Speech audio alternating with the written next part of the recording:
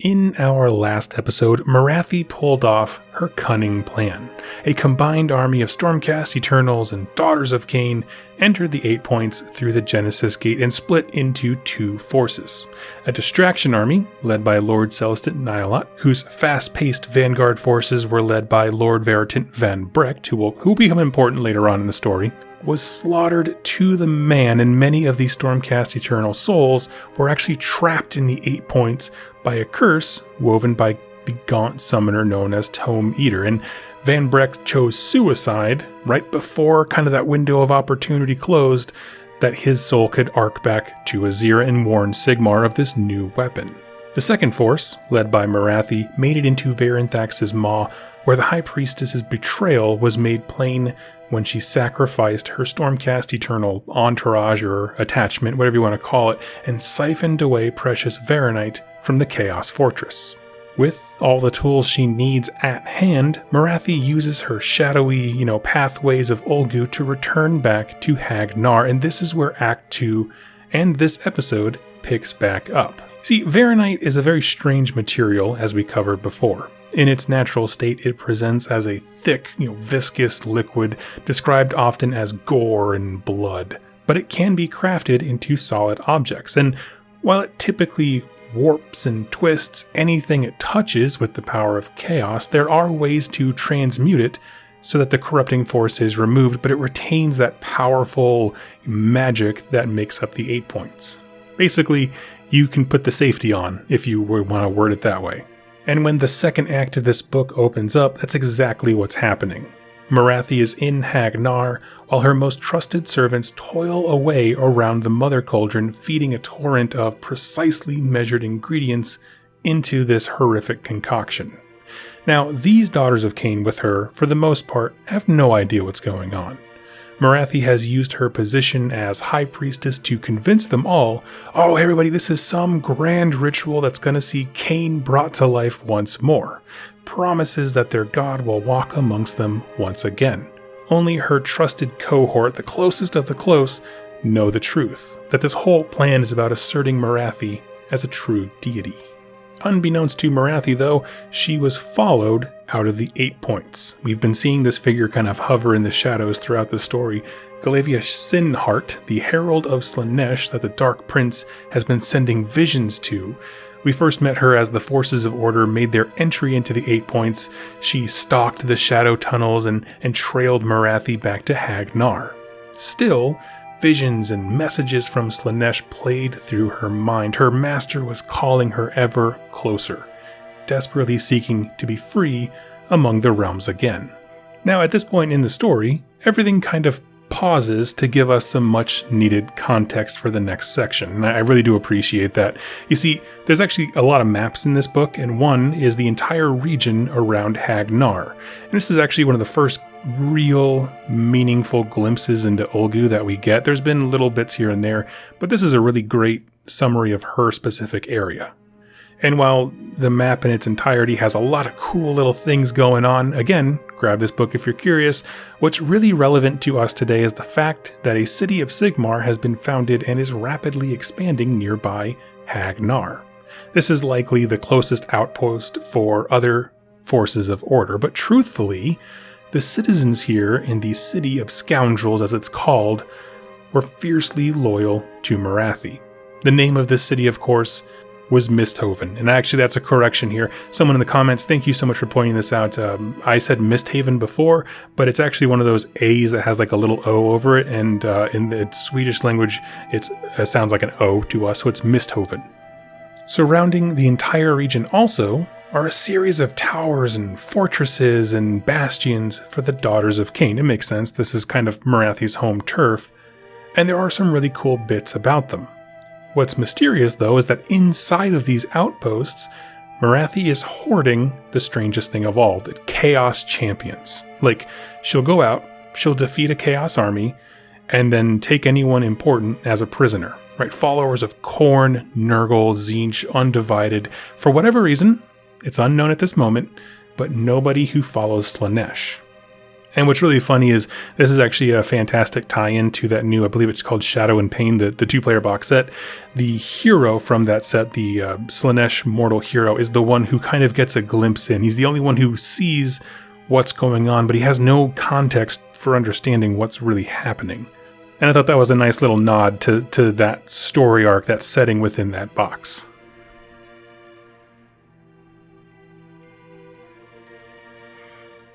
And it's also important.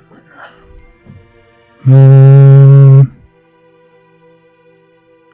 it's also important to note as we talk about what's nearby, there is an underwater realm gate known as the Witch Whirl, which are the kind of realm gates that the Idnith Deepkin use, who, on that note, are mad as hell. You see, previously in one of the last videos I mentioned, almost as a cutscene or a footnote, that Morathi's agents had found and stolen an item called the Ocarian Lantern, an artifact of immense significance to the Idnith Deepkin, for if Teclis were to have this item, he could recall or rip the souls of the Deepkin and pull them to himself, as this device had that exact purpose when it came to pulling souls out from Slaanesh when they first started doing it. So right after we see the map, we get this actually really interesting short story snippet of a council of Idnith Deepkin from all different stripes, all different enclaves, discussing their plans, right?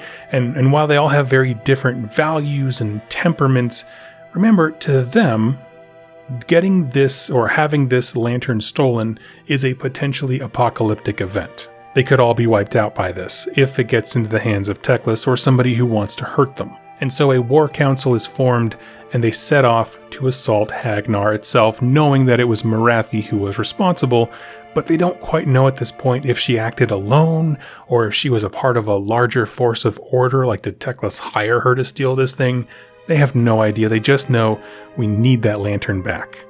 Now, it's important to point this out because as far as we know, these are the only repercussions for Morathi's actions that she has. Like, she thought her spies were stealthy enough, but in this one case, it doesn't seem that they were, and it threatens to undo everything, because as far as we know, Sigmar has no idea what's going on, the other elven gods have no idea. She thinks that she has done like this whole operation in perfect secrecy. And so now, enough of this pause, we're going to get back to our story.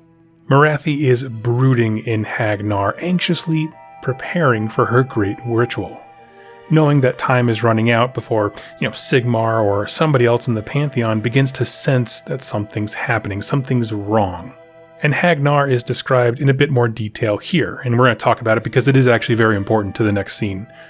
Essentially, it's on an island, near a fount of pure shadow magic. It's just like, think like Yellowstone National Park, a geyser. It's just shooting up this black shadowy mist. The entire area, therefore, is wreathed in fog and mist and darkness. And of course, Morathi has a personal navy encircling the island, but it's small and elite. And hey, even if you get to the island, which is extremely difficult without already knowing the way because of all the jagged rocks and stuff, the main citadel is at the top of a super jagged, sharp set of peaks that you have to travel up through constant switchbacks to get to.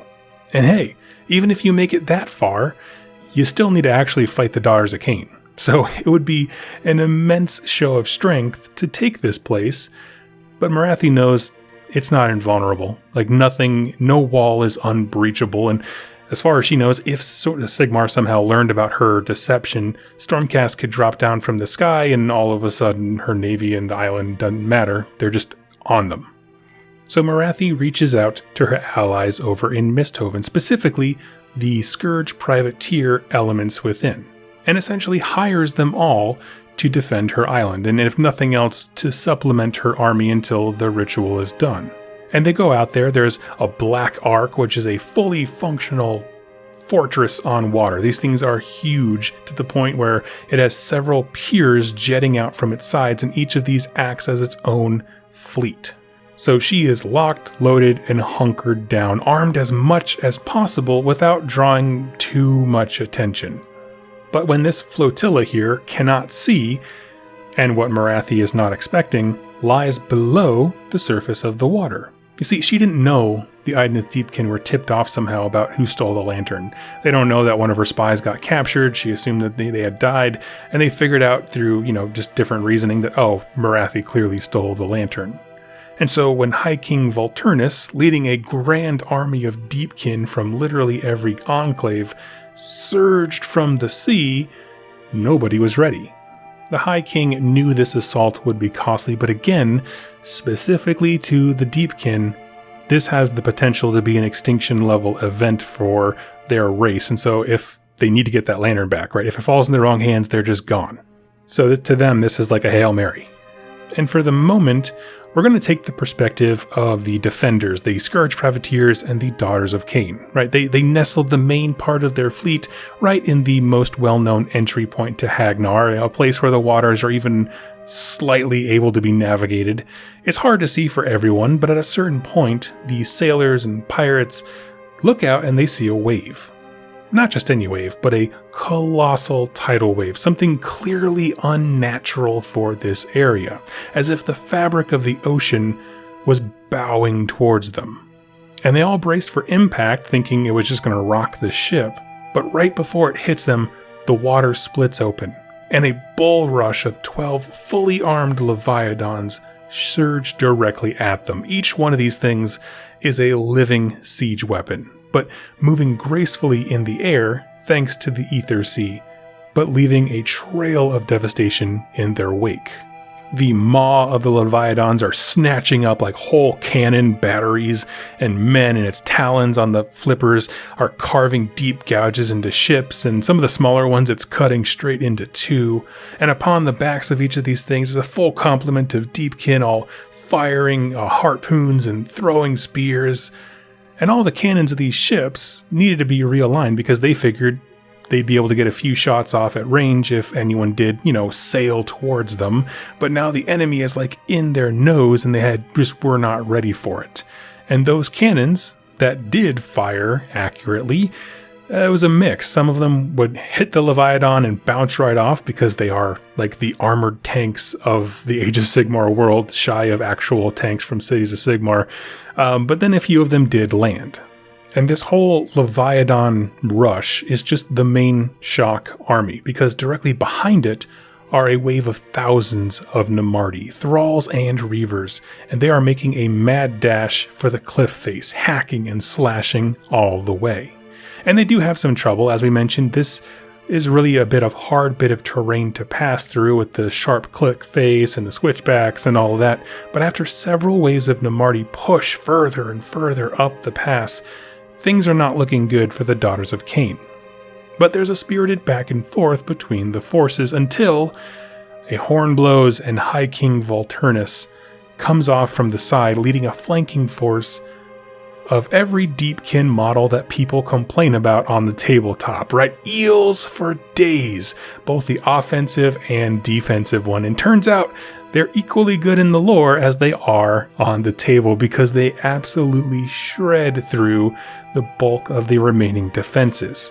They're unstoppable almost, right? They push the defenders all the way back to the shore, essentially crippling this Black Ark, which is, in context, a rather large deal. And this back and forth amongst the elves is slowly turning to the Deepkin's favor until they hear it. A scream. A scream that hits the deepest chord in every army involved. The kind of sound that was heard over the clamor of war and sent ice into the veins of both the Deepkin, the Scourge Privateers, and the Daughters of Cain. There was no mistaking the howl of ecstasy from the Herald of Slaanesh, Glavia Sinhart, who's been stalking Marathi, led by visions of Slaanesh this entire time. Coming from behind the Deepkin army, a colossal naval armada of chaos ships rolls up to the fight, and they don't even try to dock. They just straight up ram their ships onto the ground, and this herald and her chariot explode out the side of the hull in what is most certainly the most metal way to unboard a ship possible. So now things are getting messy, or even messier, I should say, because the Idnith Deepkin army is now sandwiched between the Daughters of Cain up on this fortress, up on this hill, and the Chaos army behind them. The Scourge Privateers have already said, we're not getting paid for all of this, and they basically retreated, so they're out of the picture, and Volturnus is calculating the best way to go about things. Because if he tries a war of attrition, they're all just gonna die. So he essentially gets the enclaves to hunker down and be defensive, and he personally leads his elite vanguard, all those eel guys and maybe a few Leviathans, up the mountain to get to Hagg Narr, in a desperate gamble to get the lantern back. Again, that's his only goal. But meanwhile, I guess in his favor, the Daughters of Cain go friggin' nuts upon seeing their most hated foe of Slaanesh troops nearby. I get the sense that it's not 100% Slaanesh stuff, but the leader of course certainly is. That's Sinhart, the Herald of Slaanesh.